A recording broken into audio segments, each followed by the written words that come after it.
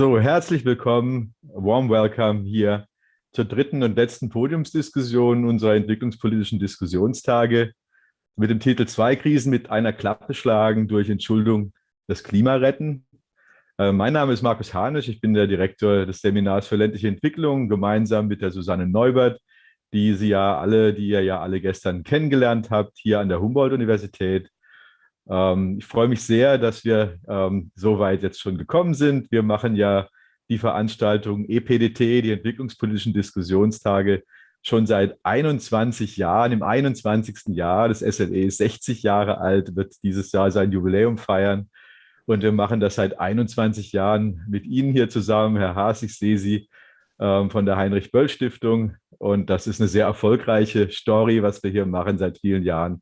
Und deswegen ist es mir immer eine besondere Freude, hier auch wieder zu begrüßen.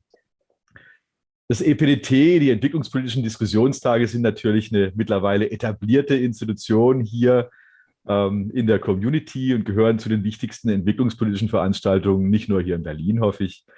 Und das ist auch in einer anderen Weise eine ganz besondere Veranstaltung, weil es natürlich von unseren Stipendiatinnen, unseren Stipendiaten von der Heinrich-Böll-Stiftung, vom Seminar für ländliche Entwicklung als Teil ihrer Ausbildung selbst organisiert wird. Das heißt, in diesem Jahr wird die Veranstaltung organisiert und koordiniert durch die Sara von der Heinrich-Böll-Stiftung und der Henrike Stöbesand von uns hier am SLE und organisieren und Themen setzen und einladen und auch moderieren und die Diskussion leiten, tut die nächste Generation unserer Studiengänge hier. Ne?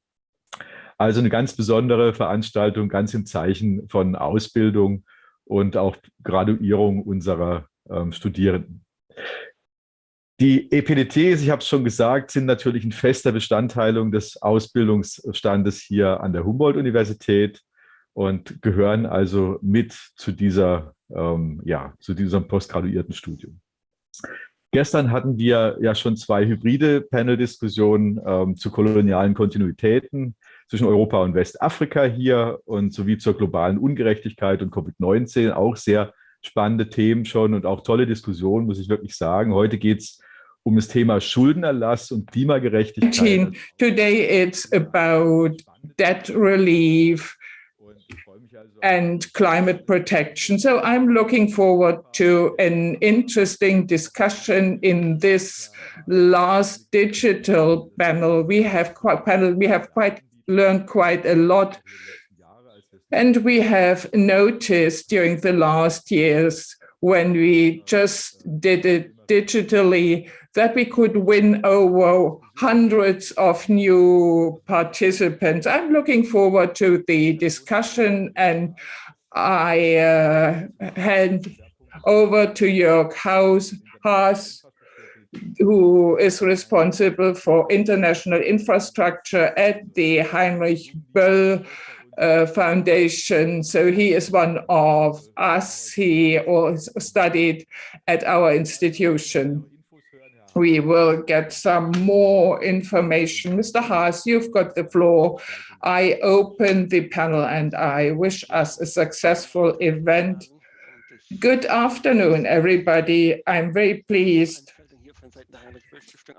to open this event on behalf of the Heinrich-Böll Foundation. It's a great pleasure to continue this cooperation. So in my CV, both institutions play a role. So this event is very close to my heart. This year, I would say we have especially intriguing topics. So indebtedness, debt relief, and climate protection. These are two central challenges in development policies, and the debt crisis is aggravating in the wake of the economic crisis triggered by the war in the Ukraine, and we have the climate crisis that will not wait.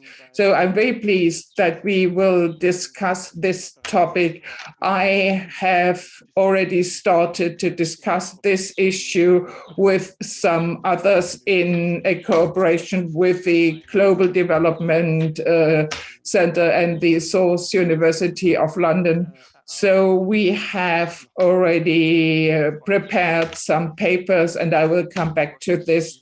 I'm very pleased that this suggestion that was taken up by the V20, that we will discuss it and ask the question, how can we make headways? So first, I would like to thank the SLE for the cooperation of many years, the group of scholarship holders of our two institutions for the preparation, the team of technicians that enable this event, the interpreters who enable a bilingual event, the conference office, and my staff, Sara Rickert, for the good preparatory work. Now I hand over to Diego Wolf, who will facilitate the discussion. Thank you, Jürgen and Markus.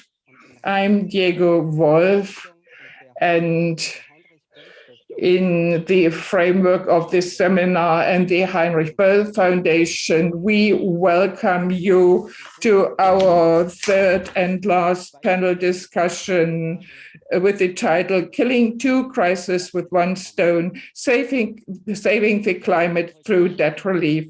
We are pleased to welcome digitally 4 experts, and we are certainly as excited as you are about a multi-perspective discussion. A small note at this point: diversity is important to us, especially with regard to the composition of our panel. Despite several requests, we were not able to achieve parity in terms of gender, and some panelists were not able to come. Nevertheless, we can offer you a top-notch panel, and we are looking forward to the panel discussion. The moderation team, consisting of Joanna, Julia, Jessica, and Diego Wolf, will guide you through today's event. This event could not have taken place without the cooperation by Gorißen and Van Berens. What can you expect in the next 1.5 hours? After a short introduction of our panel, we will have 2 discussion blocks. Both will be introduced with a short input. Joanna and I will guide you through the first part before Julia and Jessica take over the moderation in the second discussion block. Afterwards, we will ask our panel questions from the audience. But first, we would like to clarify a few technical details so that you can interact with us from home or office. If you would like to follow our panel discussion in English, you have the option of using simultaneous interpretation. Simply click on Interpreting in the lower bar and select the appropriate channel. We also have a Q&A function. This gives you the opportunity to ask questions in the Q&A session. We would like to point out that questions can be liked. The more likes a question gets, the higher the probability that this question will come up. If you would like to address your question to someone, do not forget to include the name of the panelist. And now I hand over to my colleague and co-host Joanna for the introduction of our panel. Before we start, I would like to introduce our panelists and extend a warm welcome. There were some changes in the panel at short notice, and I would like to thank our guests for their flexibility. First, Nilesh Prakash. He is an advisor of the V20 for the Pacific region and has supported the work of the V20 group as a fellow of the Global Center of Adaptation. During his tenure at GIZ and the Pacific NDC Hub, he has worked on the Pacific climate change agenda. Mr. Prakash has specialized in climate change mitigation and adaptation policy, including innovative financing strategies and instruments. He was head of the climate change division of the government of Fiji. Mr. Prakash, we are very pleased that you were able to stand in for Sara Ahmed at such a short notice. Tell us briefly, where are you listening to us from? Mr. Prakash? Hello, everyone. Thank you very much for the invitation. So I'm joining the panel from Brisbane in Australia, and it's almost getting on to 11 p.m. here. Dankeschön. Genau. Außerdem. Thank you. Also on the panel, Mr. Haas. He stands in for Moritz Kraemer,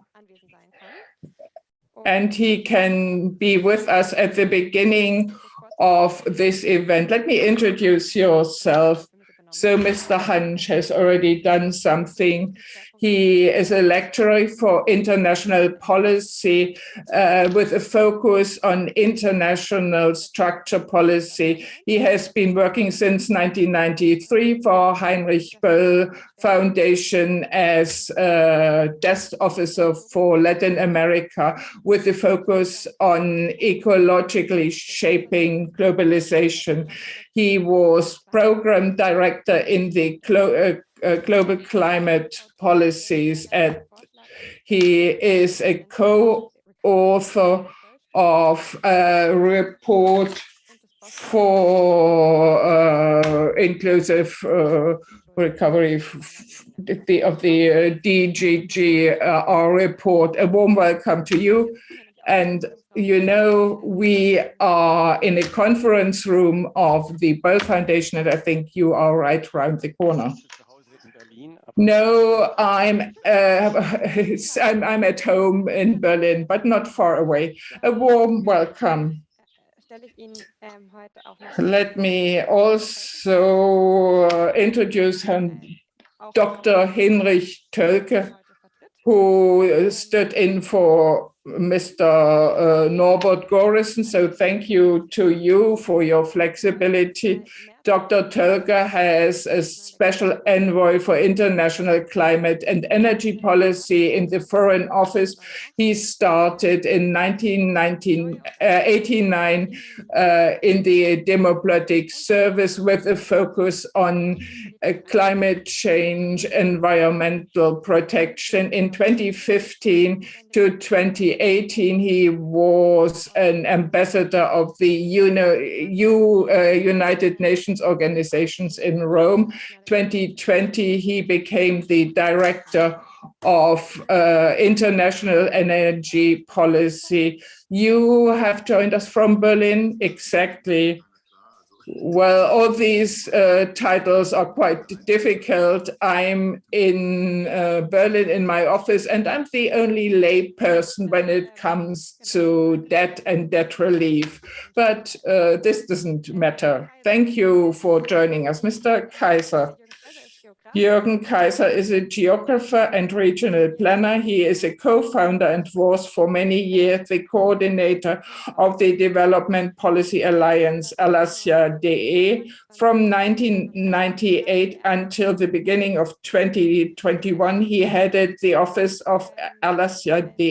The alliance is supported by 500 organizations from the church, politics, and civil society who advocate that more importance be attached to the living conditions of people in indebted countries than to the repayment of national debt. From where have you joined us? Well, I'm from Düsseldorf. This is not as far away as Brisbane. So before we hand over the floor, we have prepared a brief input. Jesse will tell us something about our topic today. Thank you, Joanna.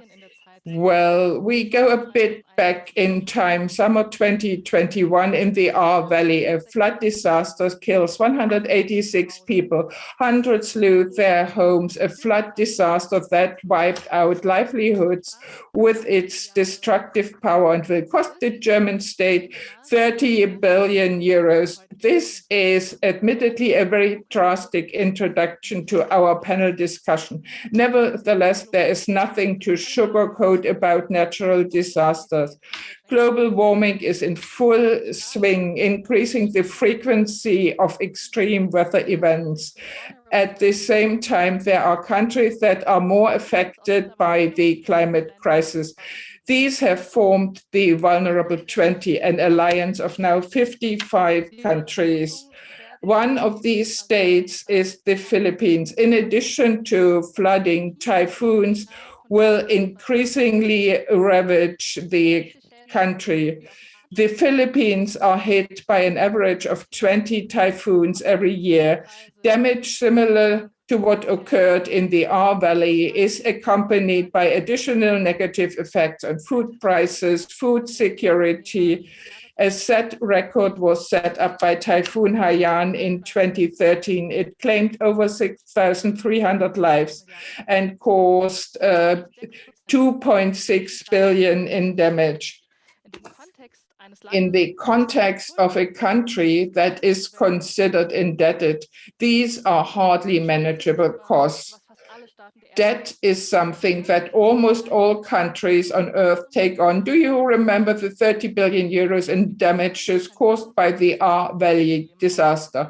A state like Germany can spend this sum without major problems. A country like the Philippines has to take out loans to cope with the increasing climate change. If a state takes out a lot of loans and can only repay them slowly or not at all, its creditworthiness declines. This means that loans are granted at worse conditions as lenders take a risk in granting further loans to an already indebted state. Poor credit conditions lead to higher interests, making even less money in the government coffers. Less money, in turn, makes new borrowing necessary. This creates a negative spiral of credit and debt. This vicious circle is further driven by the climate crisis. Indebted states cannot invest sufficiently in climate adaptation measures. This leads to an increase in vulnerability to extreme weather events and even higher climate damage, which places the state in further debt. The pandemic additionally ensures that the number of critically indebted states has tripled. In total, 70% of debt is owed by private creditors, investors, banks, hedge funds.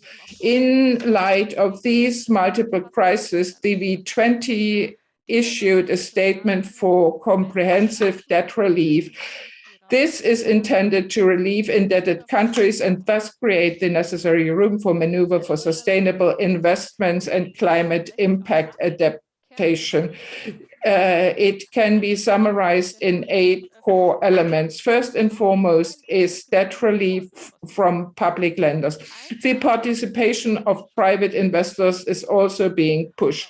All countries with a critical debt level will have their debt cancelled without having to apply for it. In addition, the aim is to achieve a permanently sustainable level of debt that takes into account the consequences of climate change. To this end, preventive debt restructuring will also be created and sustainable investment in climate adaptation will be promoted. The proposal is the subject of controversial discussion in the financial world, as comparable initiatives in the past have only achieved short-term successes. Under the heavily indebted poor countries initiatives, Debt relief was granted to 36 countries between 1996 and 2008 at a cost of 76 billion. However, the HIPC initiative has proven to be unsustainable, and 1/3 of the countries are again facing a high risk or over-indebtedness. The sixth assessment report of IPCC identifies enhanced international financial cooperation as a key enabler for low greenhouse gas and equitable transition. Why is the V20 proposal so appealing? Will the V20 proposal lead to sustainable debt reduction? We are looking forward to a lively debate. In preparation to our panel discussion and in order to introduce the first discussion block, we asked our panelists to give a 2-minute statement for the following question. I would like to start with you, Mr. Prakash.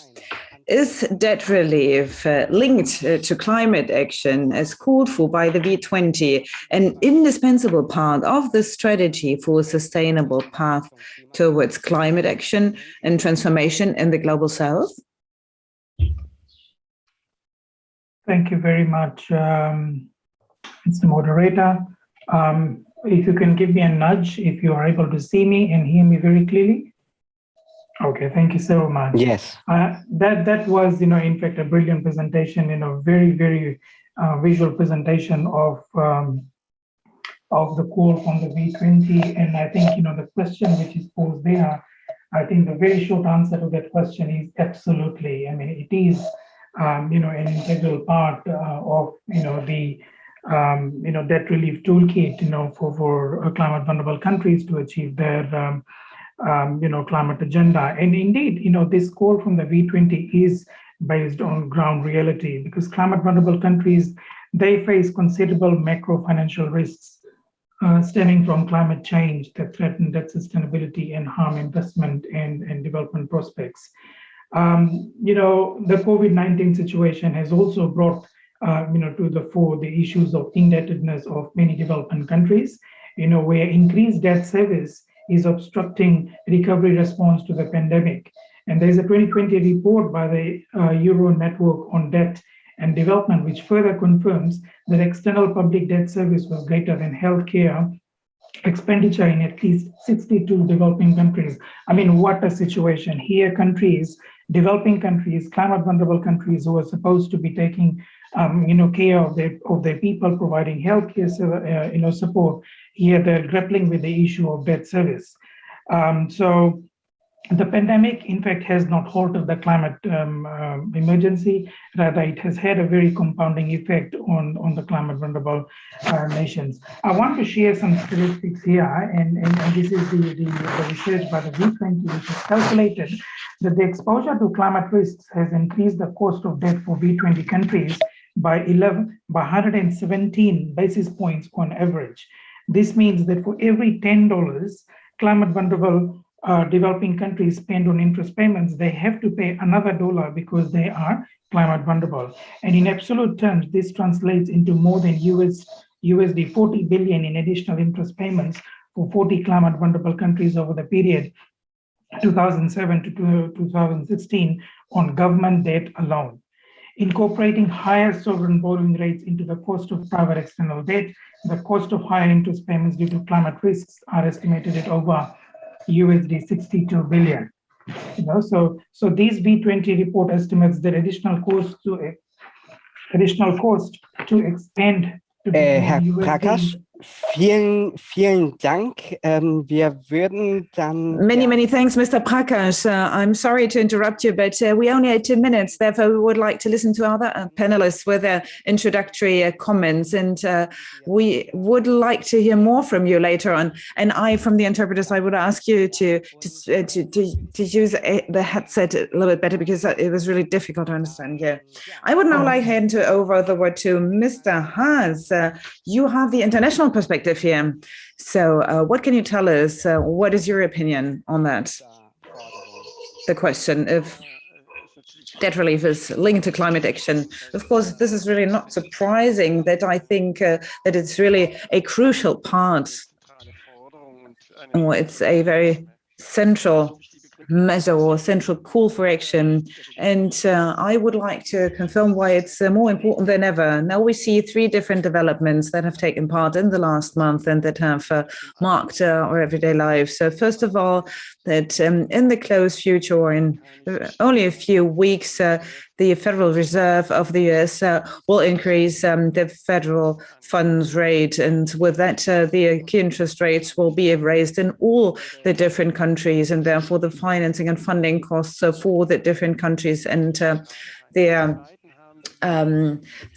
for debt payments, and therefore we are going down this negative spiral. And when we talk about those vulnerable states, of course, we have to suffer from an additional shock because of rising prices in foods and energy. They're net importers of fossil energies and net importers of food, and therefore their payment balance is aggravated, and at the same time refinancing costs are increased. So the debt crisis is escalating, whereas climate crisis, of course, is not standing still. And therefore, of course, a debt relief would, of course, be expedient if we could further invest in climate mitigation measures. This would be the step that I see necessary in order to really tackle those two crises at once. Mr. Kaiser, you're a debt expert, so how do you see the situation? I'm quite skeptical because of two reasons. First of all,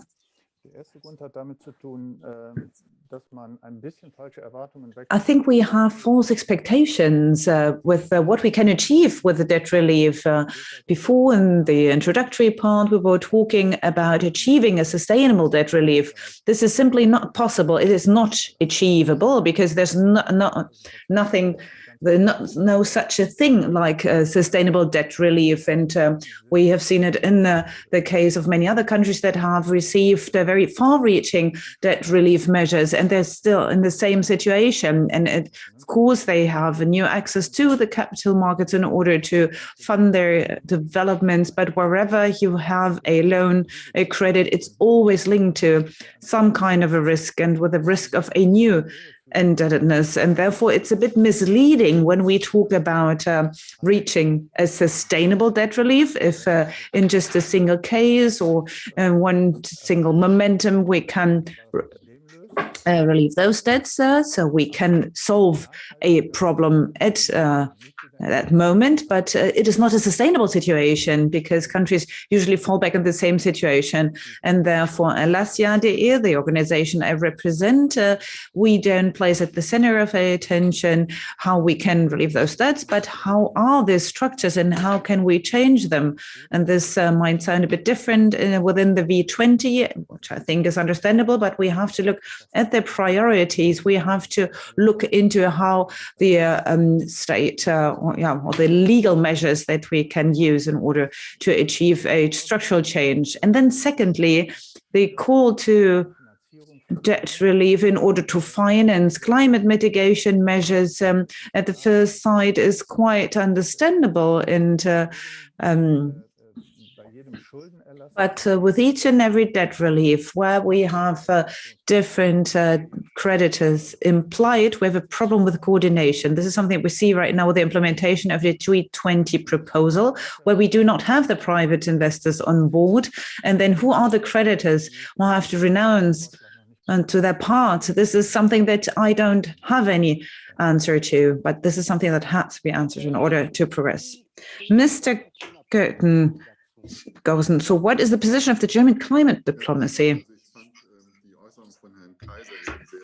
Yes, I think it was really informative to sound to Mr. Kaiser. Oh, I'm quite a layman when it comes to debt. So of course, it is a funding problem when we talk about climate action. And we all know that the industrialized countries have engaged to up to 2020 to provide a further 100 billion euros a year. This is not something that they have fulfilled as far as we can see. So what can we do in order to proceed? And debt relief indeed is something that could be an issue of interest because we're talking about participation, everything that comes into play when we talk about globalization, and the way Mr. Kaiser put it, that it could be linked. It seems to be quite something that sounds like a win-win situation to us, but we have seen in the past, and I have talked to my colleagues yesterday and today, that this is really a lot more difficult when it comes to practical implementation. And Mr. Jürgen said that the private creditors don't really want to go along with a G20 proposal. And when we look at the debt in the poorest countries, China is the creditor for 63% of those cases. And China did not really show a lot of commitment to really become engaged in the field of debt relief or debt restructuring and become active. And in the past rounds of the DSSI initiative of the G20, China seemed to be quite hesitant. Of course, I don't want to refer to other countries. We do have our own problems, but we as a federal government here in Germany, of course, we basically agree that to work with green debt swaps, to experiment with them. But here the precise question of how we can do about it, are there any internationally accepted norms or standards that we can use? And right now we do have a blank there. And the direct credit line that we have there, I think it's 150 million for the foreign countries, has not even been used because of bureaucracy. So I think we see it quite positively, but when it comes to practical implementation, there's a lot to be done. Many thanks for the first ideas and positions. And we would like to hook up to that and to get a little bit more into detail when it comes to the background of your proposal. So, Mr. Haas, I would like to hand over to you. Where do you see the opportunities and challenges in the implementation of the V20 proposal for debt restructuring linked to climate adaptation and measures? Yes, it has to be a multilateral negotiation procedure. So it is not the proposal that Germany one-handedly has to relieve a certain number of debts in a sense of a single debt swap for climate mitigation. It has to be a multilateral process that creates the common or that substitutes the common framework that does not work and includes China in the responsibility and with a compared treatment. So includes private investors. We have proposed the necessary proposal where we want to see the private creditors on board. And just as an example, right now in the federal state of New York, one of the representatives of the Parliament has presented a motion where the different holders of credit papers have to take part in the responsibility. So the public sector can, of course, force the private sector to get on board. Otherwise, it won't work. And it's not sufficient to simply tell the developing countries that we can relieve part of the debt. It has to be a multilateral approach, and therefore we're really not that far away from Mr. Kaiser proposed and quite close to what he said. I quite agree. Many thanks. So that means that first and foremost, it is about pushing forward a multilateral negotiation process, and at the same time, the private sector has to be taken on board. Yes, absolutely. And with that, I would like to hand over to Mr. Prakash. Do you want to give your opinion or comment on what's been said? So what is the big advantage of the V20 proposal compared to other ways of financing climate adaptation? Thanks very much. And in fact, I would like to, I in fact concur with the with the sentiments expressed that the debt restructuring framework does need to incorporate adequate incentives, to ensure that the private creditors, they participate, and they've in fact, bear a fair share of the burden. And I absolutely agree that the process needs to be a fair one, and we do need to have, for example, independent and impartial mediators who can get these players on board and around the table to be discussing this. So all in all, I think this is a win-win case we're talking about, because when we are redirecting debt payments towards climate resilient projects and programs that would help existing investments and support the bolder climate action, and debt support and flexibility, including debt for climate swaps, can be a win-win situation where debtor countries will have the resources to invest in climate resilience, and creditors will face lower risk due to climate-proofed investments. Such a debt restructuring approach would help to tackle the short-term liquidity challenges, as we've all noted. So multilateral agencies will have an important role to play here. Danke. Das heißt, Sie betonen auch nochmal die Rolle der multilateralen Akteure. Thank you. So you are underlining once again the role of the multilateral actors. And with that, I would like to hand over to you, Mr. Kaiser. You have commented before quite critically talking about opportunities and challenges of the proposal. Could you briefly dig into that and with views? So you're really not that far away from one another when you compare to Mr. Haas. Yes, sometimes it's quite shocking when all of a sudden the federal government goes along with what we propose as NGOs. This is not something that we see on a regular basis. So Mr. Haas said that there was a legal initiative in New York after APEC in 2010 in Great Britain. Another bill was drafted where private creditors would have to implement debt relief measures as been implemented by the public sector after the APEC. And this is quite interesting, an interesting approach, but of course for that we need political will. The draft that we've seen in New York is one of many that have been put on the table, but it's never been implemented. Therefore, we are quite skeptical, because the idea of the comparability of treatment, the way that it has been mentioned. This is a notion since the beginnings of the 80s. It's a policy of the Club of Paris, but it simply did not work in a coherent manner, just on a single basis, but not coherently and regularly. And therefore, let me please be skeptical. I'm quite in favor of this approach and the comparability of treatment, but we have to consider and acknowledge how far we are away from that. We need the political will, and we see it in G20. All those rules that have been applied in the UK really have to be implemented.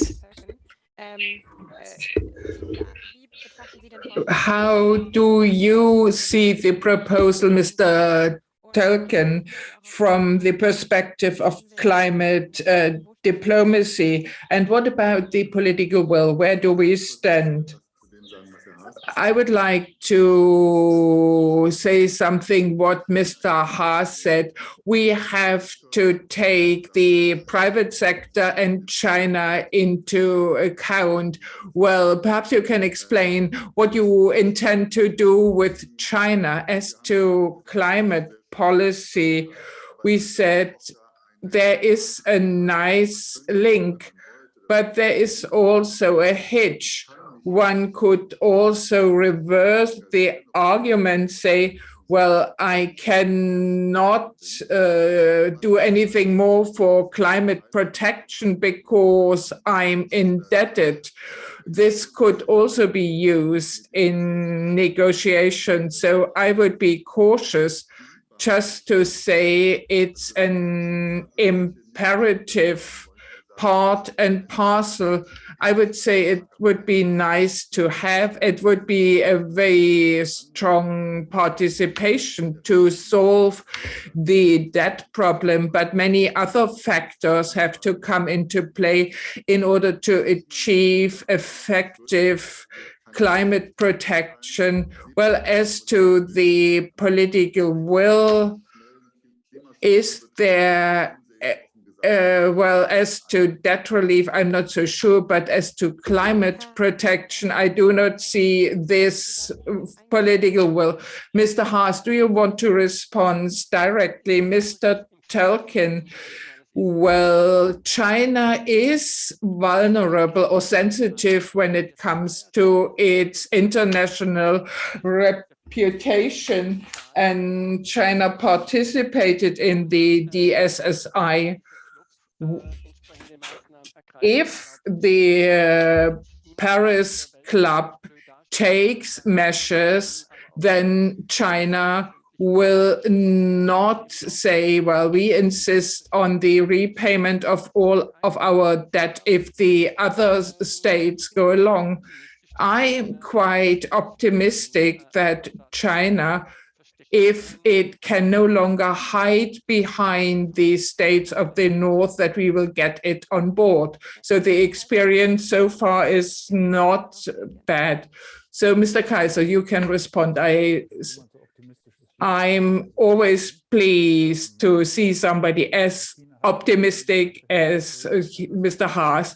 China has really granted debt reliefs in the past. We should not forget about it, but most of them were erratic debt reliefs and were not related to re-establish debt sustainability, and the experience with DSSI are not encouraging.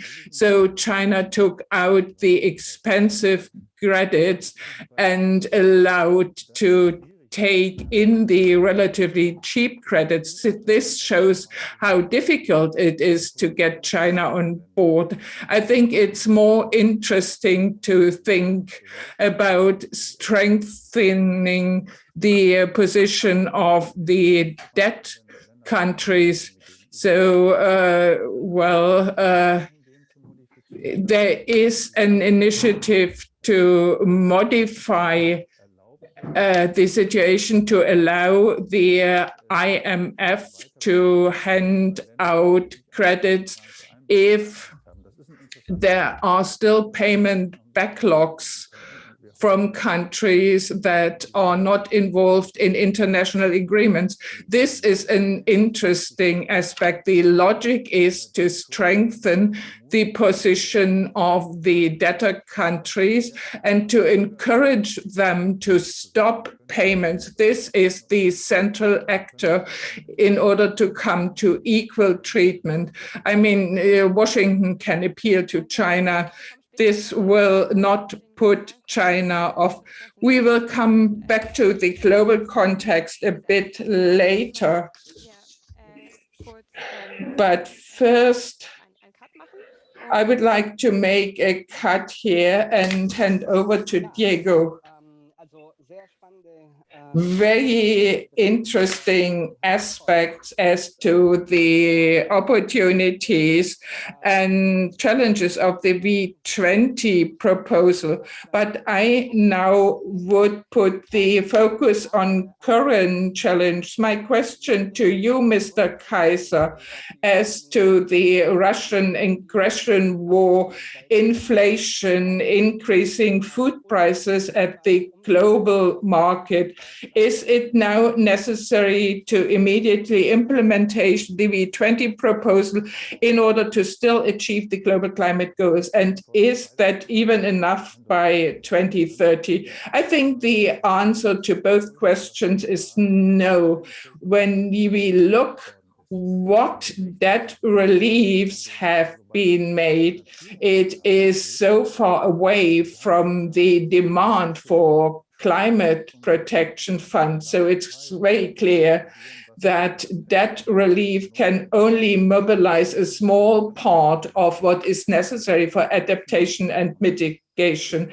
The only exception I see is a point about loss damage. So how do you deal with countries that have fallen victims to climate-made disasters? So This fear driven by the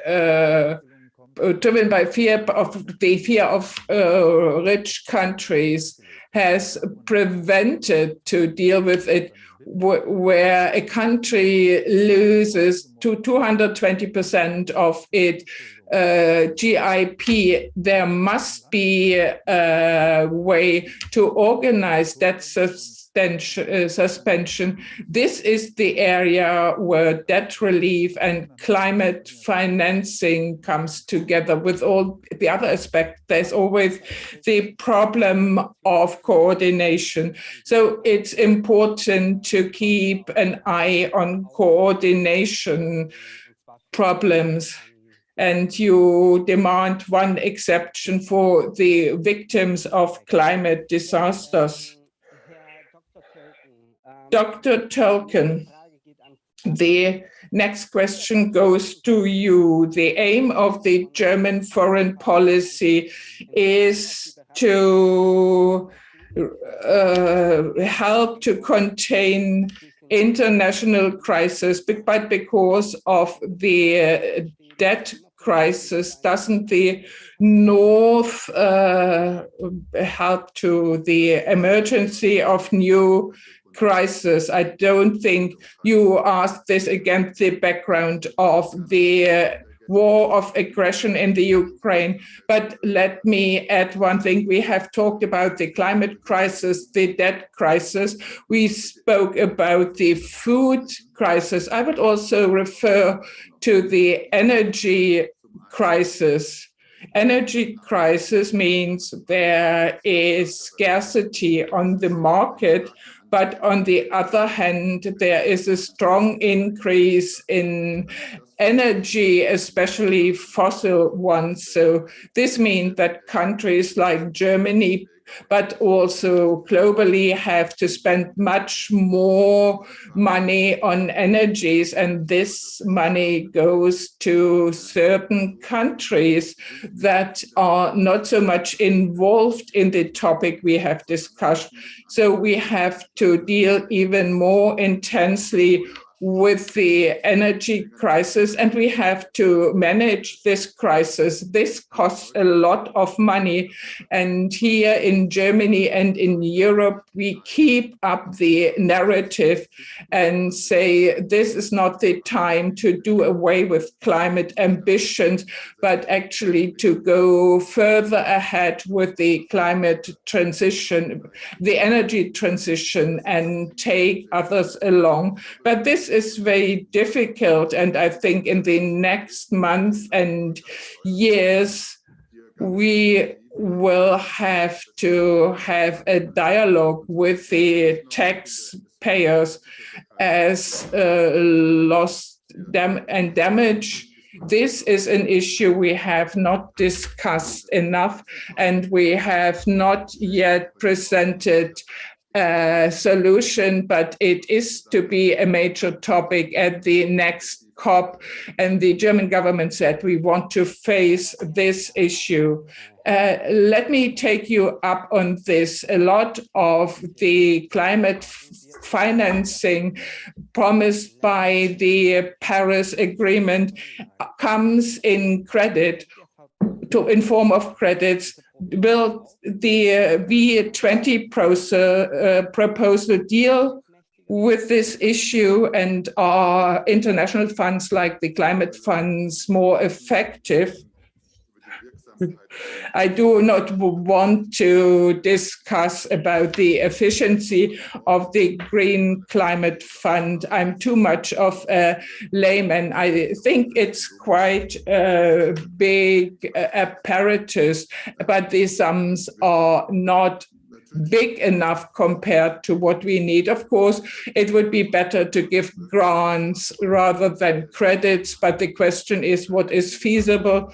When we say we only give grants and no credits, then we may not be able to offer enough volumes. What Mr. Kaiser says is very smart, just to cancel debts does not solve the problem once and for all, because you need money afterwards, and this will also lead to credits. An important point, you mentioned that we should not give up climate ambitions as due to the many crises we have. Mr. Kaiser, as with regard to the current economic and political crisis in Sri Lanka, with an imminent insolvency of the country, social unrest, is the V20 proposal even short-sighted for some countries?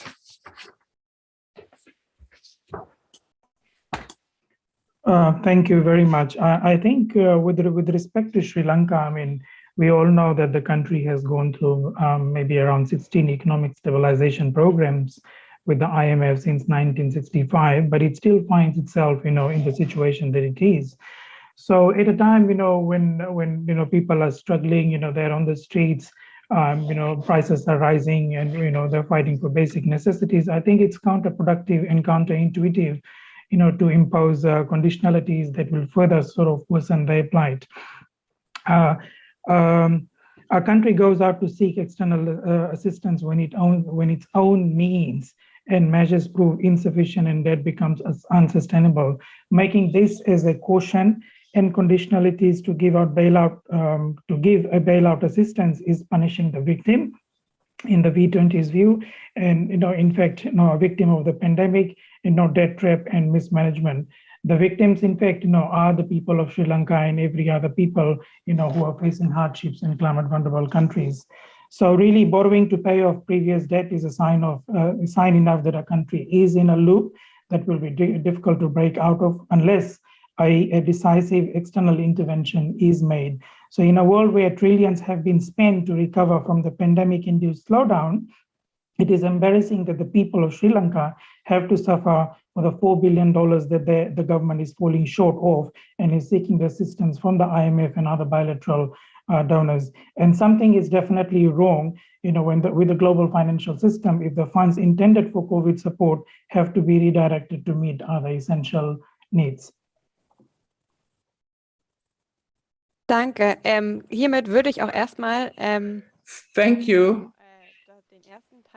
And I would now like to close the first part now that we have discussed the V20 proposal and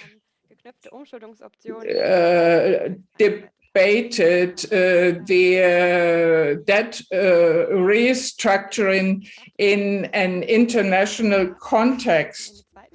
I would like to bridge over to the second part about the role of Germany. At the end of this discussion, there will be sufficient time to answer the questions from the audience, so you can ask questions at any time in the Q&A channel. Well, let me now bridge over by a video where we hear the voice of Global South directly affected by climate change. And afterwards, Julia and Jesse will facilitate our discussion.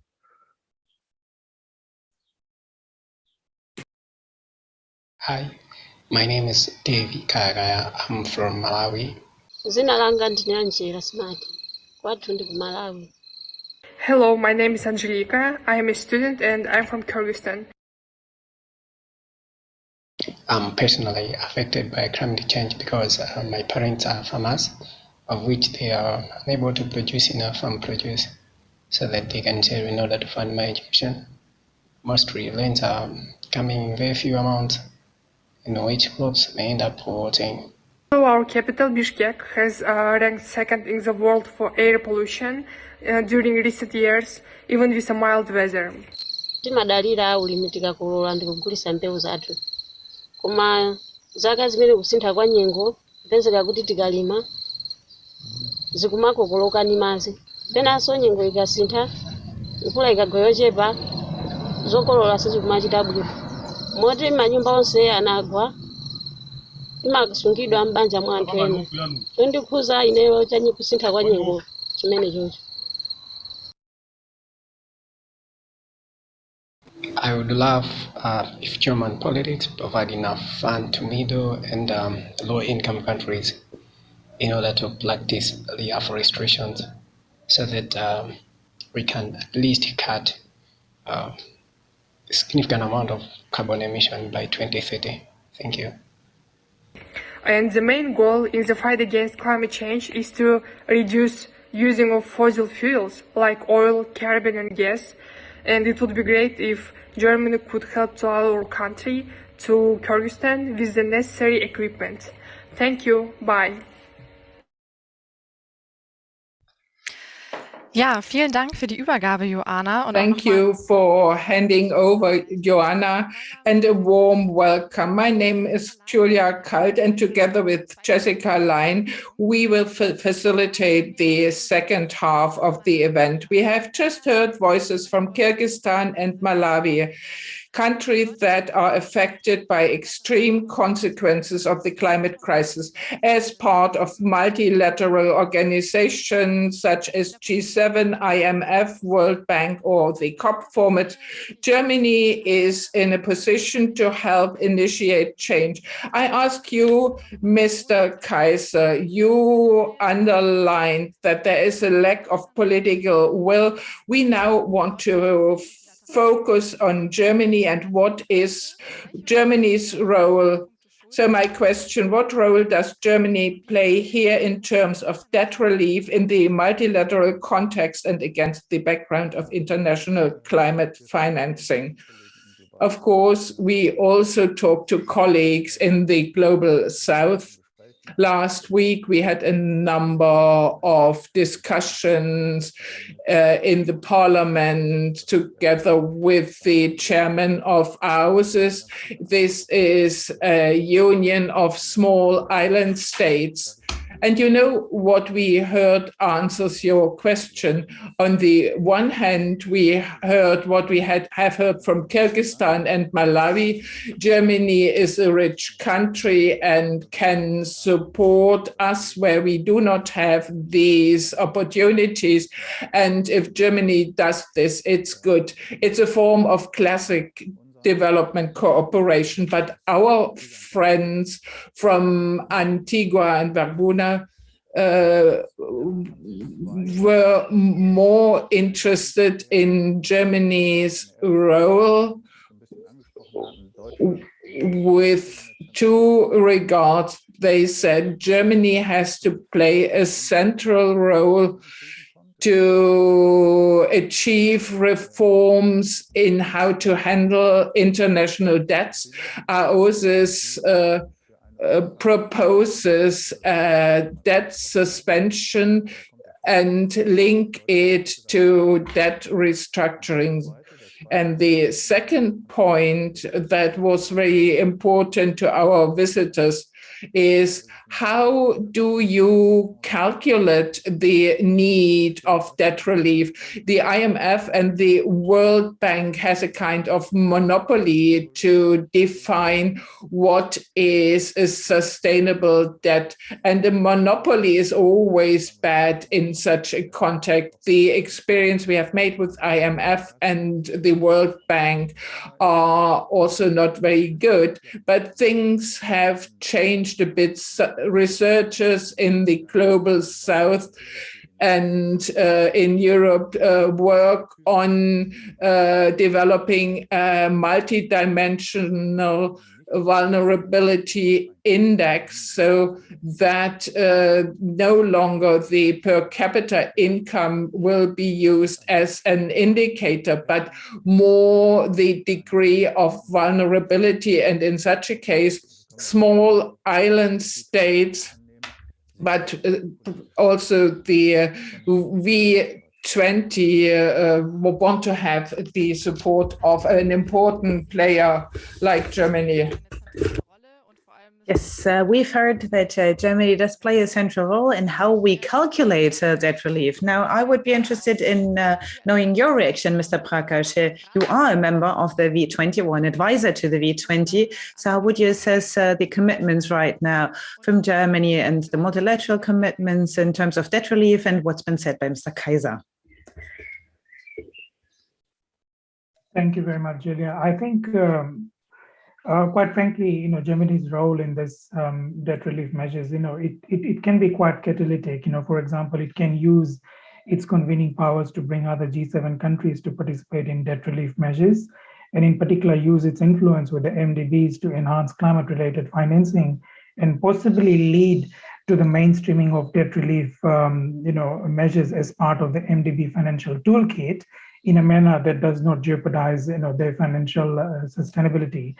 Having said that, I think the other important role that Germany can play is, of course, to support the current proposal of the V20 becoming an official grouping in the IMF to support the frontline economy, to have a voice in sharing their views on the global financial system. And my final thought on this is that, V20 countries, they face, massive capital costs due to a variety of country-related risks, particularly climate risks. So capital cost hurdles continue to prevent or delay resilient and sustainable development among V20 members. V20 economies should not be penalized by the growing climate risk that ultimately leads to higher capital cost, impairs low carbon development and adaptation investments. Access to lower cost capital can improve debt sustainability and enable sustainable and resilient investments to succeed. The cost of capital issue contributes to the financial protection gap, and we hope that the G7, through the leadership of Germany, can act on this. The V20 has got an instrument which is called the Accelerated Financing Mechanism in order to provide off-balance sheet guarantees to deal with this issue. This is the next big opportunity for G7 to make a quick difference on risks in the green transition for climate vulnerable developing countries, especially as they develop the climate prosperity plans, which is a very transformative agenda, which has been put forward, and the V20 countries are now considering to develop that.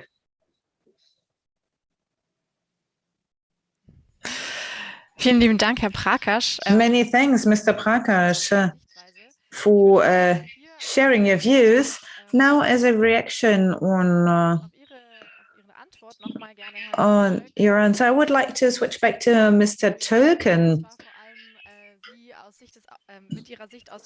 With your perspective from the Federal Foreign Office, and since Germany is one of the main CO2 emitters, or one of the main emitters of greenhouse gases, so what is Germany actually doing in order to live up to the expectations and to the responsibility? Germany is not one of the main greenhouse gas emitters, but this is a totally different issue.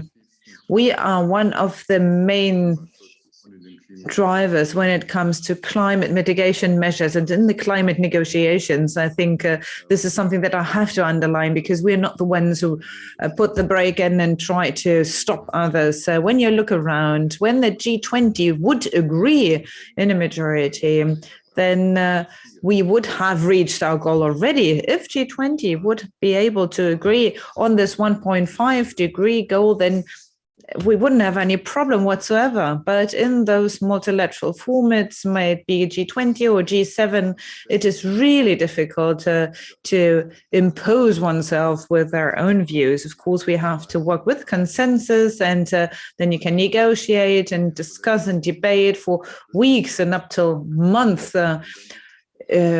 as to the wording of the documents. And if one is putting in a veto, then it's really difficult to overcome it. We don't have any possibility to override or to overrun their decision. Of course, we do have an important role, and in G7, of course, we are incumbent in the presidency, but of course we cannot impose our vision. It is a very difficult challenge, and it needs the political will of all the other members and all the ones implied in order to find a common ground. And it was really difficult to find the right language in order to agree on the phasing out of coal. And this was a long way, and we did not really achieve what we plan to achieve in the first place. In the G20, we have the common framework. That is an idea that is still existing. It did not work. So if we were to decide upon a different program, this, of course, has to be decided upon. I mean, if we say that this is not working, then we have to put another proposal on the table. And this is a very cumbersome process. I don't know if we will talk about the whole issue with Indonesia in the presidency, but of course, we as a presidency have a certain say in what's being put forward. Mr. Token, just a small comment. Could you please switch on your video? Yes, I found the message in the chat, and I was convinced I had to switch it off for the rest of the video. Okay, we see you back here again. We've heard a lot about what you would wish to see from G7, and I would like to dig a little deeper and to put this into reference to the coalition agreement. The German government has committed itself to working for debt relief for particularly vulnerable countries.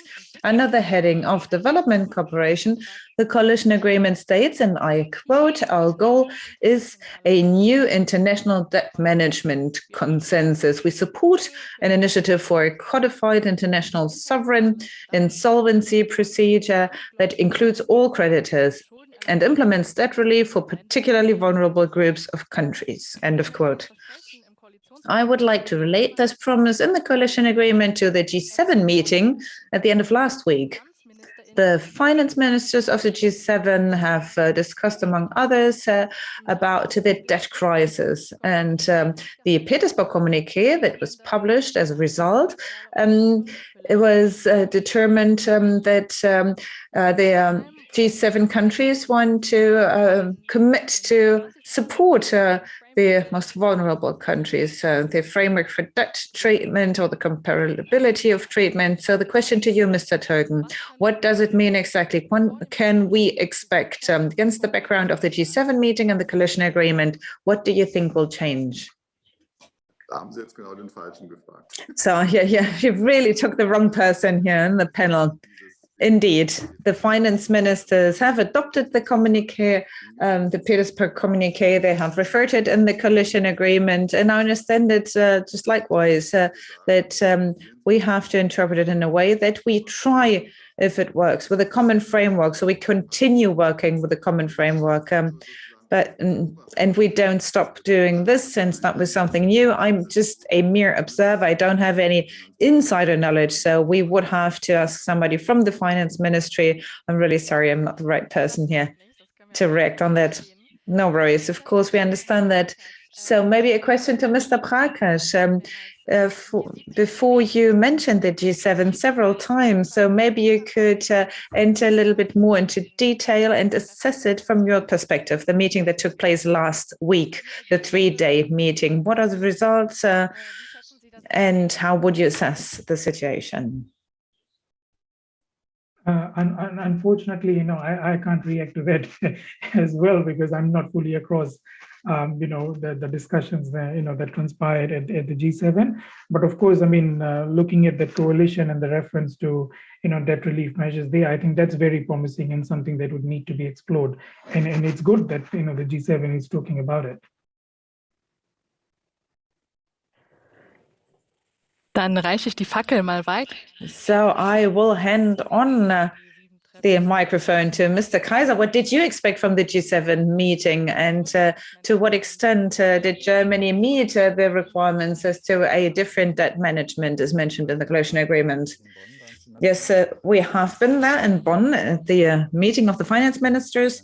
And just briefly, we were talking about the issue with Mr. Lindner. Not very encouraging what we had. We did not expect that when you look at the communiques and the meeting of the ministers of the development ministries, then basically it is exactly saying what was state of the art. We would like to stick to the common framework, like Mr. Token just said.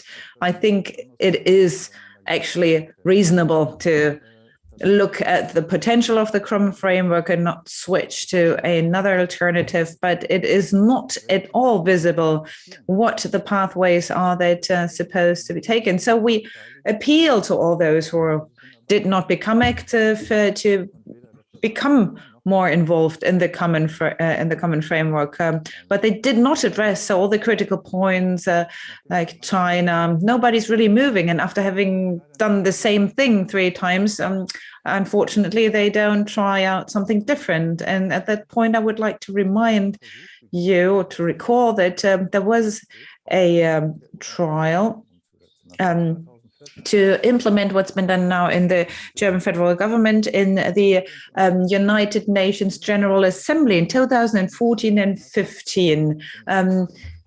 The initiative was taken, and they wanted to see back then exactly what we see now in the coalition agreement. And China was actually on board, and all the other developing and emerging countries found some common ground, and Germany and a few other EU countries or other industrialized countries tried really to make this not happen. So it all ended up in a very insignificant declaration. So after having heard our appeals for 1.5 years, now reflecting upon the situation, I think the most important expectation, the most important appeal to the federal government is to look at what's already on the table from the global south, big and small ideas, and to take on those ideas and support them. And this contradiction between the south is proposing something and the north tries to alter it in its own interest. We have to overcome this contradiction. This was our expectation and our hope that what we wanted to see at the meeting, what we talked about in the OSIS framework to change the situation. Herr Dr. Tölke, möchten Sie vielleicht hier auf die... Mr. Tölke, would you like to react on the call to the federal government made by Mr. Kaiser? It's absolutely reasonable what you just said. You should actually be a policy advisor and be of support to us because I'm more active in the field of climate action, and I learn quite a lot. I think it's really reasonable and really understandable. Oh, that's great to hear. So let's see if this comes to fruition, that this contact will be used later. And I would like to hand over the word to Mr. Prakash once more and ask about the role of the IMF and the World Bank. They have been mentioned different times in the multilateral framework. IMF and the World Bank do have an important role. They call for a revision of the common framework. And as Mr. Kaiser has already mentioned it before, if I understood it right, there are no binding rules for lending. And as the 4th largest shareholder, Germany has a certain influence in the IMF. So, Mr. Prakash, as a representative of the V20 countries, what role do you see for Germany as an effective member of the Bretton Woods institutions? One of the things, obviously, and that is very much under discussion is the at least within the IMF turf, and this is very much a live discussion about the design of the resilience and sustainability trust. This trust could be a vehicle through which it could be a vehicle through which a debt workout could happen. If the RST can provide guarantees for restructured debt, its resources will be able to have transformational impact in improving the fiscal situations of countries around the world. So I think Germany could lend support to this proposal, and there was in fact a working paper developed by the V20 in terms of how the RST could be designed. So some support in that respect from the German side would be quite appreciative, and of course push this in favor for climate vulnerable countries.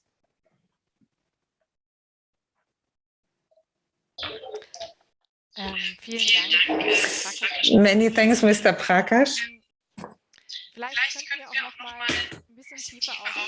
Maybe we could enter a bit more into detail when it comes to private creditors. Just a second, I have to find my way back into the discussion. Mr. Prakash, directly back to you.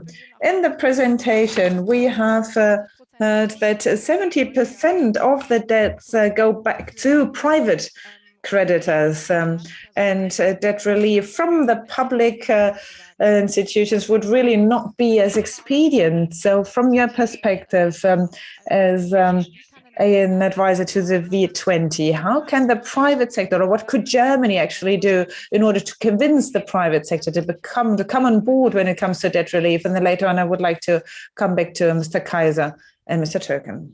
So first to Mr. Prakash. Thanks very much. So I think, one of the concrete ideas that the V20 obviously has is on comprehensive debt support and flexibility that will require the engagement of private creditors. Thus far, there haven't been very clear incentives for private creditors to participate. But if multilateral agencies can guarantee new debt issued in exchange for old debt, private actors may have a more compelling reason to participate. This in turn can inspire official creditors to offer better terms. And of course, again, Germany's influence in the MDB space, for this to happen, obviously, it can have a very influential role there.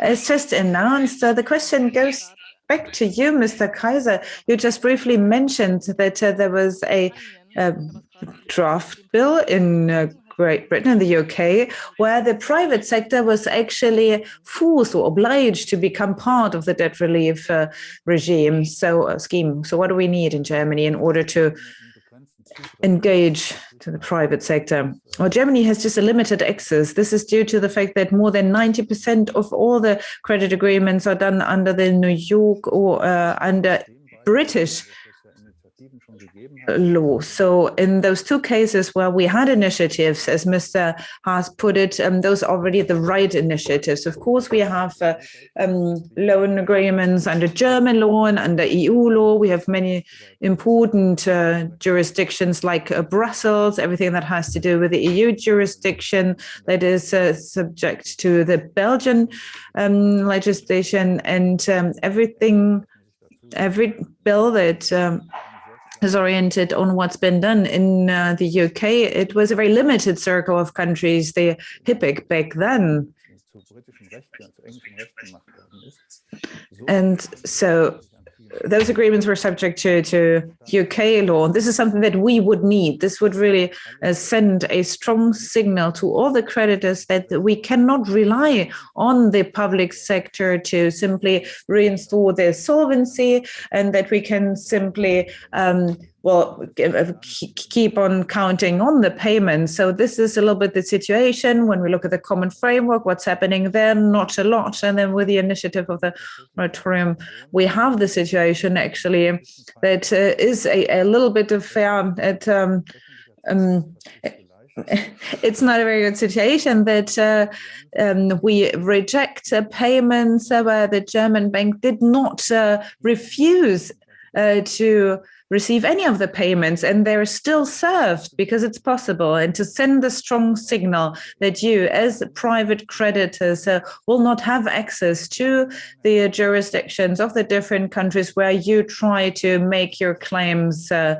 This is what UK law is actually saying. And this is a signal, a very strong signal with parliamentarian initiatives in the German federal parliament, although Germany might only be able to host very few of those loan agreements. This would be really a strong signal to send. Dr. Tölke, do you want to respond last time? This would be the end of this discussion block.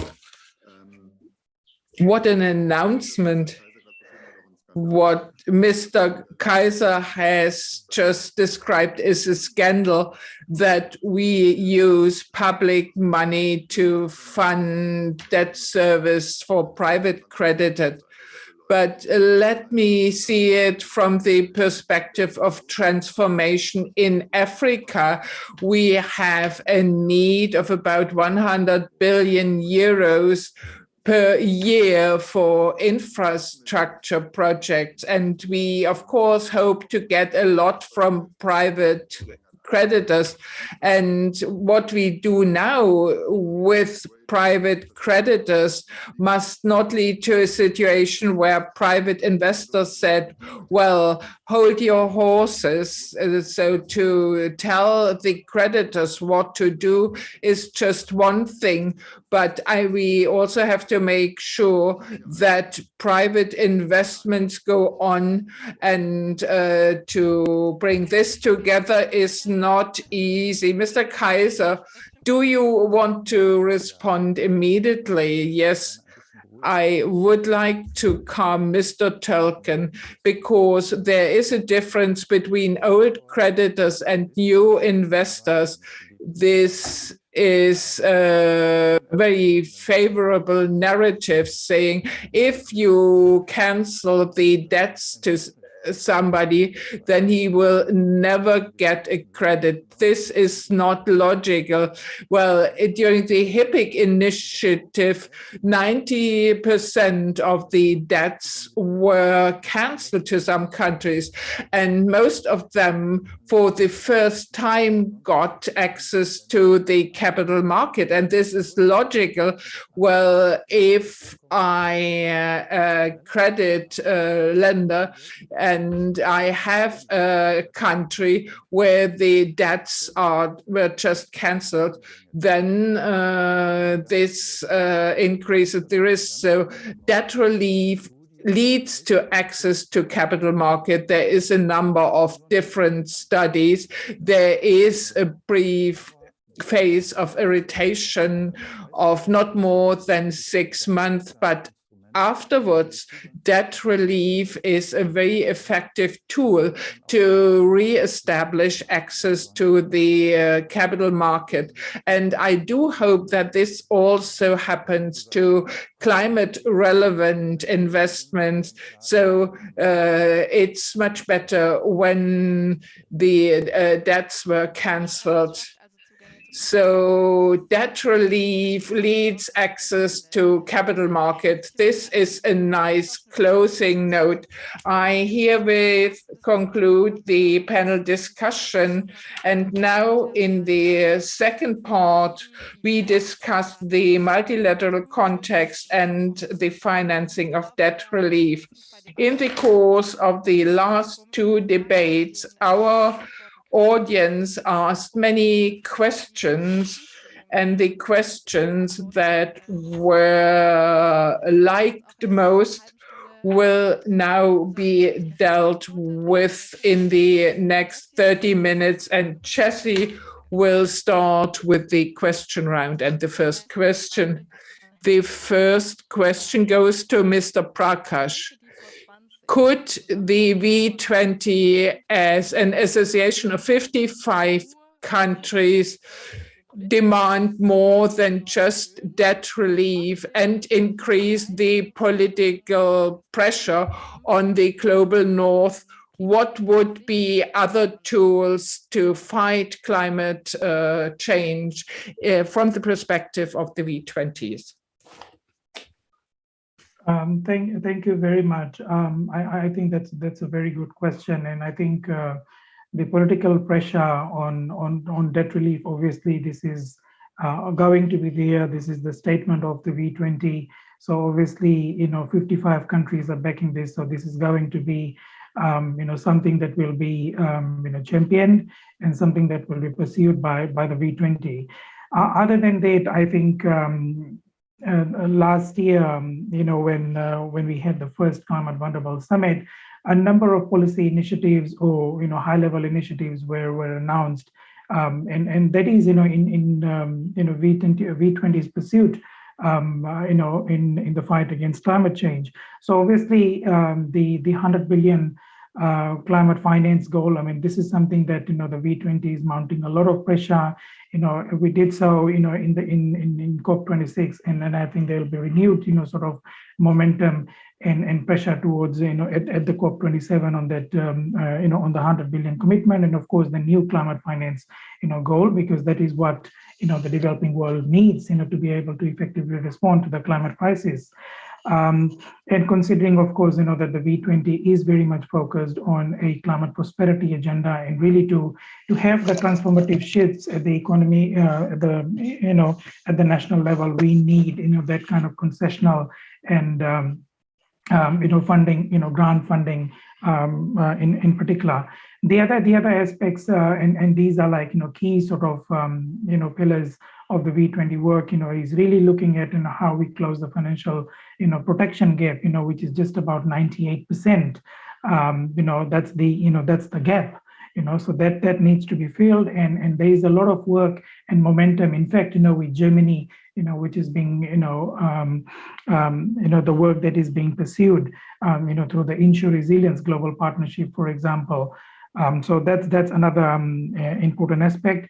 I did mention about the accelerated financing mechanisms, so really about looking at, de-risking tools. This is something fundamental. I mean, if we're looking at investments, climate investments in the V20 countries, we would need, to be able to de-risk some of these projects so that the private sector can come and invest in climate change, in climate action, in climate projects.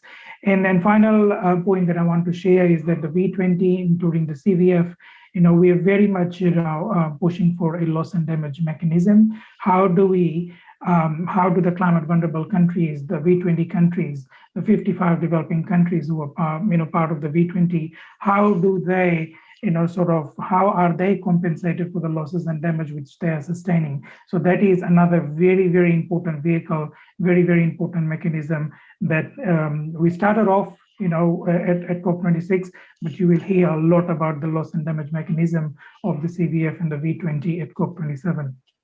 I hope that answers your question. Vielen Dank, Herr Prakash, an dieser Stelle. Thank you very much, Mr. Prakash. The second question goes to the whole panel. So please raise your hand when you want to answer the question. Currently, neither the debt relief nor the 100 billion US dollars are being implemented. So this requires more multilateral coordination. Where should be the focus? Because time is short. Dr. Tölken, please.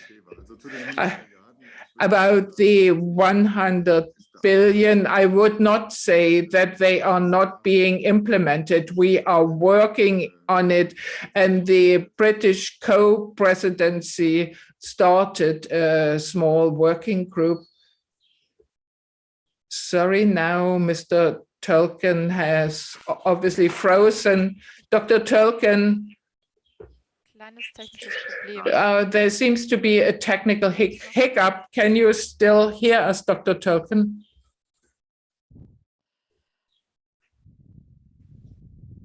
Ich glaube, okay. Möchten Sie, Herr Kaiser, vielleicht? Mr. Kaiser, would you like to respond? Not really. I do not see a lot of sense in playing out these two processes. I would have liked to hear the answer of Dr. Tölken.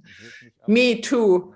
But I do not want to weigh them. What is more important, debt relief or to mobilize fresh money? I said, well, the major part of climate change financing must be fresh money. Debt relief cannot replace fresh money. I will try to ask this question to Dr. Tölken a bit later. Jessica. The next question goes to you, Mr. Kaiser. Are there realistic opportunities that the law like the one in the UK are expanded and can be implemented, or can we only hope for small incentives and threats force the private sector to participate? Well, as to threats or well, small incentives, well, nobody should have any illusions about it. Such things have never led anywhere. And I think it's logical as an investor. I would not renounce some of my demands if the banker next door doesn't do it just because the G20 wants me to. So the decisive parameter is here the political will of those who are responsible for stability and functioning financing system. If this political will exists, it didn't exist in 2015 or also not in 2000 and 2001. If this political will exist, small or larger steps can be taken. Small steps would mean some measures for countries that are affected by natural disasters. This is what the small islands demanded. There you can try out things. Well, big steps are at the level of IMF and World Bank. And it would be much better to bring it back to the United Nations. Despite its weaknesses, it is still the most democratic space we have. And in 2015, it showed what would be possible if there was a political will. Well, I think Dr. Tolkien has come back. We had been waiting for your answer, but unfortunately, we couldn't understand you. Could you please repeat it? Let me repeat the question. Currently, neither the debt relief nor the 100 billion US dollars are in implementation. Where should be the focus? Let me try again. I wouldn't say that we are not implementing the 100 billion. We haven't achieved it in 2020, but a group that was installed by the UK looked at it and said that from 2020 to 2025, we will achieve these 100 billion. But this was before the war in the Ukraine. The second point, you said it requires more multilateral coordination. I'm not sure. Actually, what I think that it takes is more commitment, so that they participate in international climate financing. And Germany has already promised to increase its contribution, but other countries should add on something. Often we hear a lot of lip service. This cannot be changed by international coordination. What it needs is decisions by the government. Mr. Kaiser, do you want to respond? No, I think he is right. Mr. Tolkien is the insider when it comes to these processes. Okay, Dr. Tolkien, you just spoke about specific incentives, and the next question also speaks about concrete things, and it has it's not addressed to nobody, but perhaps you can say something, Mr. Prakash. What could be specific incentives for private creditors?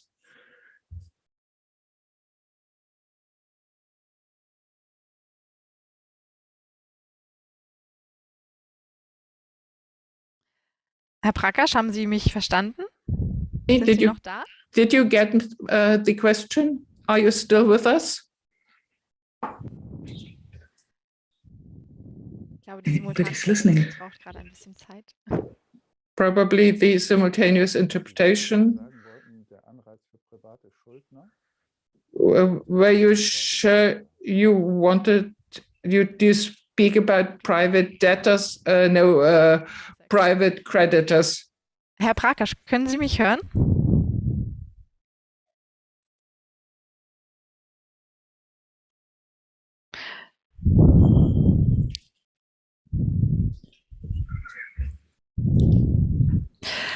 Okay, ich würde sagen, dann mache ich einfach mal weiter mit der nächsten. Well, let me continue. Gleich anfangen zu reden. Und zwar im Zuge der Covid-19-Pandemie. Geht auch an das ganze Panel. Well, the question goes to all panelists. In the wake of COVID-19, one of property reliefs were mentioned. How can this be linked to debt reliefs like the ones by the proposed by the V20 countries? Herr Dr. Tölken, gerne. Nochmal, also vielleicht rede ich auch manchmal Unsinn daher, aber was? Well, nobody has mentioned that the IMF took a measure as a response to the pandemic to increase the special drawing rights to 650 million US dollars. This was quite a support to some countries. This could be a special provision of funds, but otherwise there are no volunteers who say, well, I've got 50 billions I want to get rid of. I cannot imagine how this could be orchestrated. Herr Kaiser, möchten Sie das sagen? Ja? Mr. Kaiser, do you want to respond? Well, let me just add something. Some countries who didn't know their special drawing rights and gave it into a special fund, allowing poorer countries to get more out of this huge pie. So structures are in place, but as far as I know, Germany is not participating because the federal bank thinks that this is no money the government can dispose of, but it belongs to the banks in Frankfurt. Okay, die nächste Frage geht auch. The next question goes to the whole panel. Do you think that the countries of the global north live up to their responsibility with regard to the climate crisis? Doesn't it also require the insight that the way of living in the global north aggravates the climate crisis? Mr. Prakash, can you answer this, if you can still hear us? Thanks for this question. Yeah, I mean, I can only agree with that statement that, of course, they are not living up to their historical responsibility. And one space where we see this happen is obviously, the climate finance, the $100 billion finance climate finance commitment. Obviously, that has not been made by 2020, and it's still being, negotiated. It's still, COP after COP. There's a lot of discussion on that. And here we are looking at, the new climate finance goal and really looking at the additionality of climate finance. So of course not. I mean, they are not living up to, they are the historical sort of, the ones who are behind, the intensive, GHG emissions. But on the flip side, I think, what they've got to recognize is that it's their action, which has now sort of caused developing countries, they are suffering, and science, climate science is very clear in terms of, the intensity and frequency of disasters. And but the second part of the question in terms of, the way of life in the global north. I mean, of course, this is it's quite subjective. I mean, in the global north, of course, you can see that there is a lot of transition and transformation happening, but at the same time, there are carbon intensive investments as well, within in the global north. So I think it's a yes and a no. But something that they've got to realize is that if they do take the carbon intensive pathway, that has got ramifications, and that means the developing world, climate vulnerable nations, island and atoll nations, they who are in the front lines of climate change, it's all about their identity in years to come. Some of these island nations, they will disappear. So can you imagine the actions of the global north, the impact it is having on climate vulnerable nations. So I think that is something that they need to recognize, and it should in fact translate into the multilateral conversation, whether it means financing loss and damage, or whether it means supporting the new climate finance goal, or even the $100 billion commitment. So yeah. So, dann versuche ich es diesmal nochmal mit der Frage. Okay, so I'll try to get back to you. I would like to hear the question from you, Mr. Kaiser, and many thanks for doing it right. So what would be the right incentives for private creditors? May I intervene just for the question before? Yes, of course, because the question about it's the moral responsibility of those who have driven climate change mainly. This, of course, is a justified question. And if you come from the NGO context, this is something that we have to address, of course. And here we see reflected a debate that we have for quite some time when it comes to global debt relief, the colonial history, where, of course, the richer countries have to bear part of the responsibility. And morally speaking, politically speaking, this is a heavy argument, but I'm quite careful in order to try to get anywhere with that. We have seen to what extent the US in the climate debate and in the framework of loss and damage, with what fervor they have tried to avoid that responsibility, even arose as a term in the negotiations. And of course, historically speaking, it is justified, and it speaks to the justice perception of people. I think it's not expedient if we try to reach what we need so urgently, coalitions between actors from the north and the south. From the north, who are really interested in a better stability, to have multilateral rules that are that everyone has to abide by, and those most affected. So I think this debate might not really be helpful, as justified as it may be.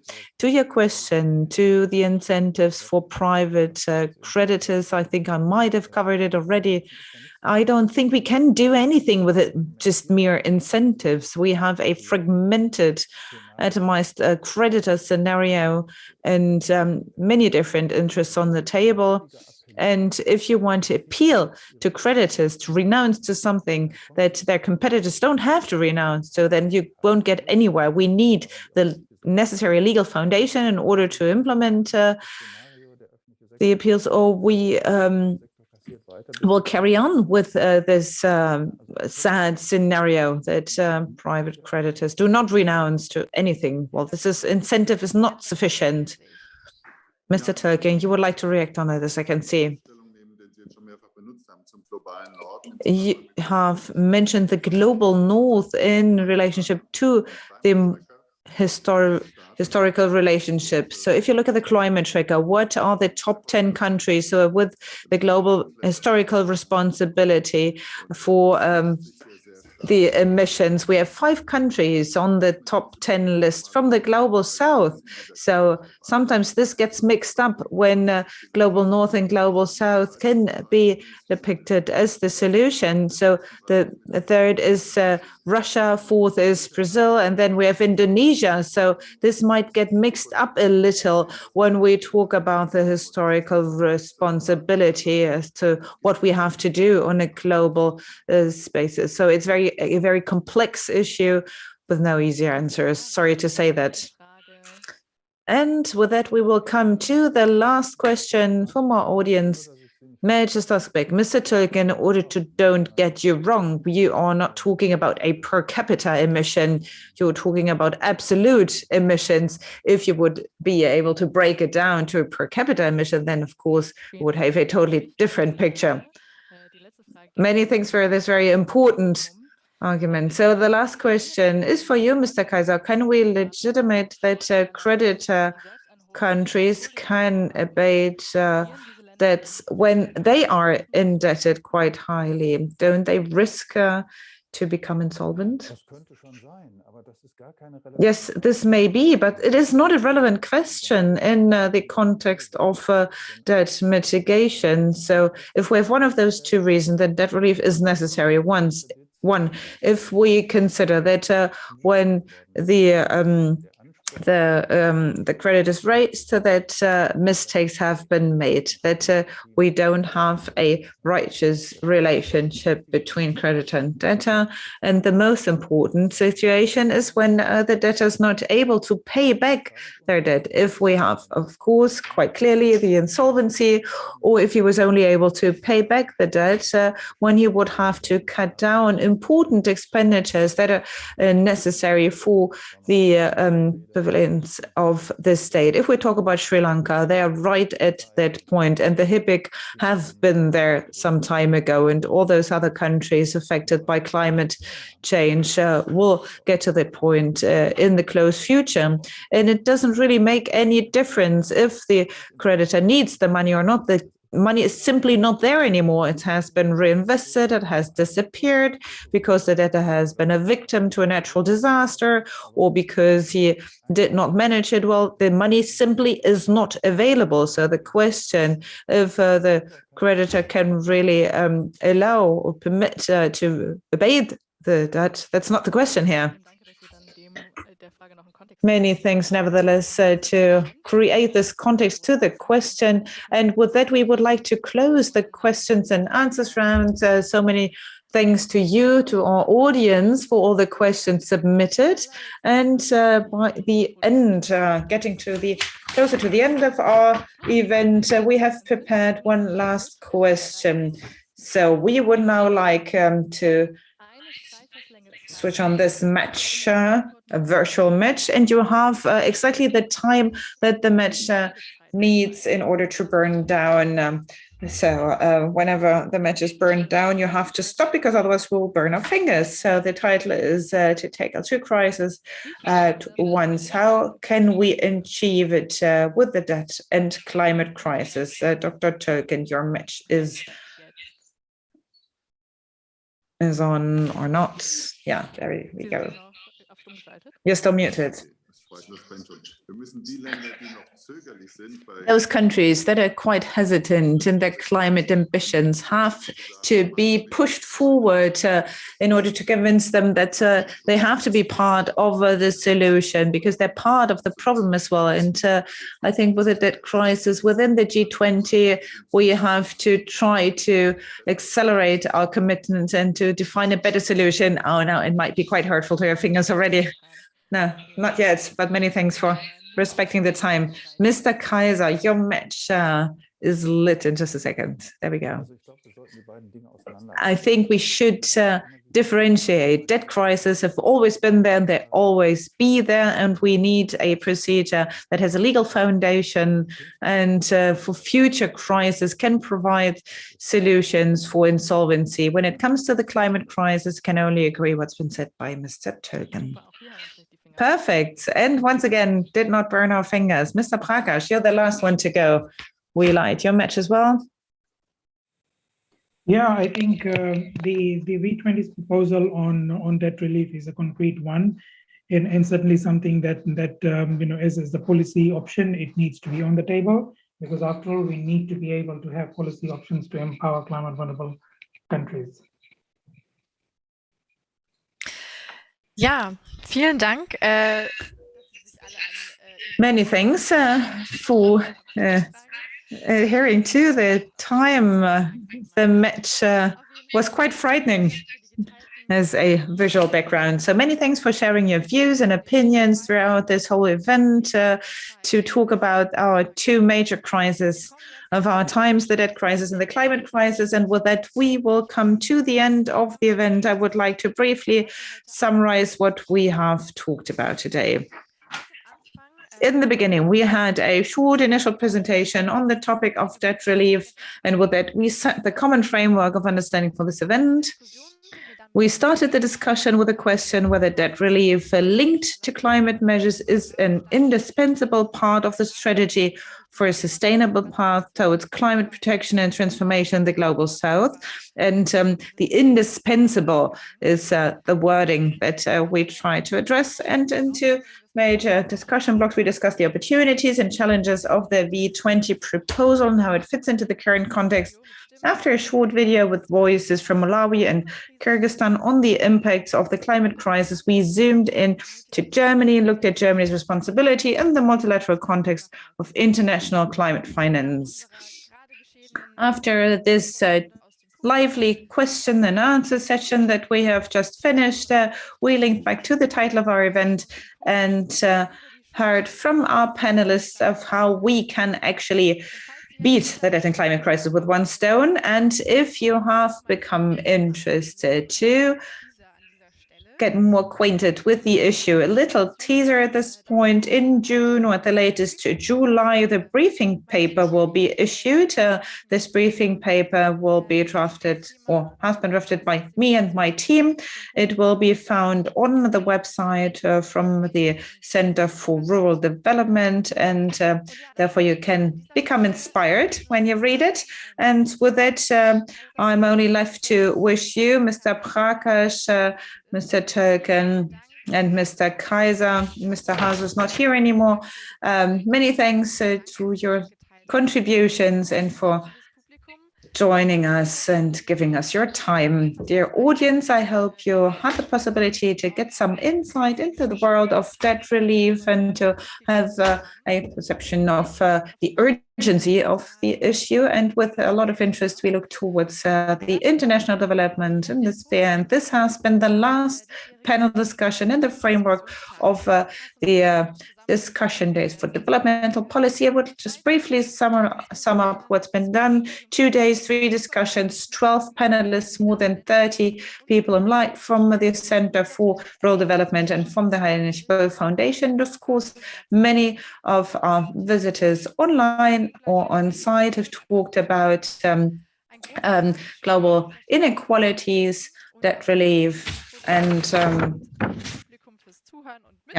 and many thanks to our audience for taking part. We wish you a very nice long weekend and are happy to see you back here next year for the same format. So bye-bye. Danke, tschüss.